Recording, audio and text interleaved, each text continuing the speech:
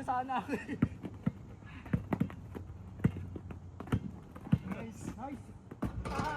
O di ba nagulat ka ba't ako nagtutoothbrush? De, joke lang. Pupunta akong dentist ngayon mga par. Schedule ko nga pala ng dentist ngayon. Sabi lilinisan lang daw. Pero hindi ko pa alam kasi may cavity pa yung isang ngipin ko eh. Ewan ko lang kung anong gagawin nila dun. Siyempre toothbrush muna tayo para pagdating dun malinis at di tayo pagalitan. Minsan kasi guys yung mga dentist nagagalit yan pag di ka nagtutoothbrush pagpunta mo dun eh. Actually guys, galing kami panggabi niyan kaya kagising lang din halos namin yung schedule namin alas 4 ng hapon yan eh. Nung napunta ako dito sa Japan, naobliga ako magpapadentist na magpadentist. Nung nasa Pinas, hindi naman eh.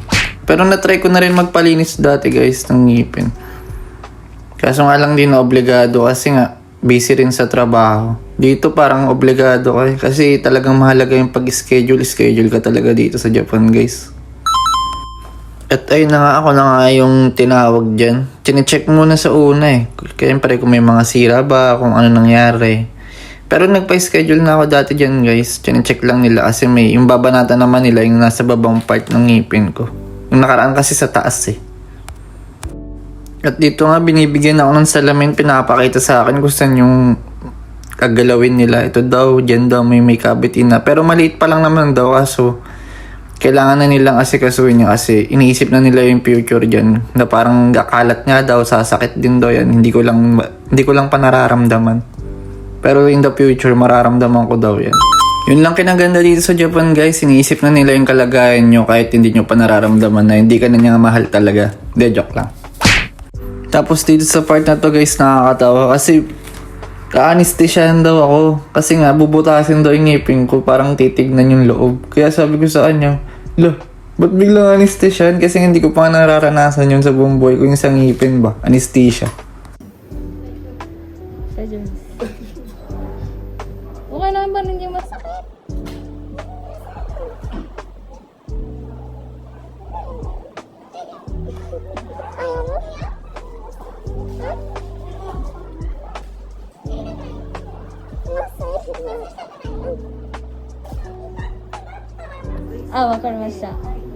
Wala mga parang ending lang din, nagpa-anesthesia na lang din ako eh. Kasi nandiyan na ako, i-atras pa ba ako? Eh di para akong bading yan. Bading! Tsaka nasa isip ko rin guys, tiwala na lang din ako kasi nasa Japan naman ako. High-tech naman yung mga gamit nila, nakita ko. Talagang okay din. Ayun, okay na. Binutas yung ngipin ko, tapos tinapalan ata. Pero okay na, ang ganda na ng pagkakalabas na wala na yung cavity. Imbis lang ng pangyayari. Hindi ko in-expect, kala ko linis lang. Bubutasin pala. At dito sa part na to guys, talagang naninibago ako. First time ko ma-anesthesiahan sa ngipin. Parang nakalaylay yung pang ako. Parang yung labi ko nakalaylay. Hindi ako mapakali. Wala talaga ako nararamdaman. Papunta rin kami nito guys sa tropa. Nag-aya kasi ng basketball.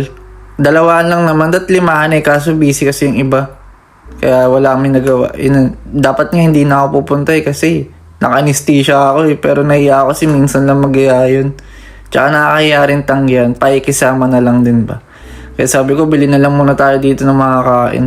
Balak na namin kasi kumain sa labas. Eh kaso, magbabasketball nga ako. Baka ma-appendix pa ako. Kaya kahit maliliit lang na food, hindi na hard food. At dito sa part na to guys, ang ganda ng sunset.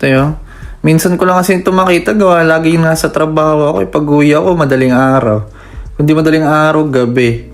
Kaya minsan lang makita. Pag nakikita ko ganitong klima or sunset, tontuwa ako. At ito nga pala guys, yung binili ko, yung Famichiki. Sikat na sikat to guys sa Japan. Pag bumili kayo sa Family Mart. Ayan, Famichiki.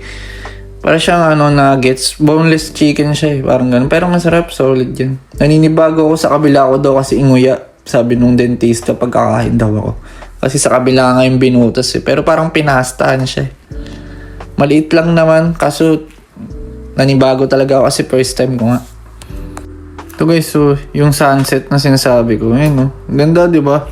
Solid talaga yung sunset dito sa Japan. Di ko lang alam kung bakit. Siguro kasi malapit kami sa probinsya eh. Parang probinsya na singkawin sa amin. Puro palayan eh. At dito guys, nag-aayos na ako kasi malapit namin sa court na pupuntahan namin. Kaya bibigyan ko ito ng gandang transition. Ito guys, so.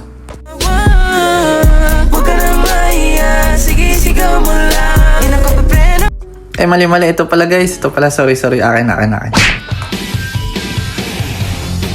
しい日差しを背に走り出す街の中叩かれたいつものように体を Pumasok talaga yun mga par. Hindi kayo naniniwala. Siyempre mga highlights ko lang, video ko yun eh. Saglit lang ako naglaro dito mga par. Kasi nga yung anesthesia ko nararamdaman ko na eh. Kaya tumigil na ako. Dito nga pala guys sa inerkalahan namin, parang pag nag-arkala kayo, linisin nyo rin. Pero kahit simpleng linis lang, okay lang naman daw yun. Pak sabay food trip. Yun lang guys, maraming salamat. Nasayang ko yung 5 minuto ng buhay nyo. Minsan lang eh.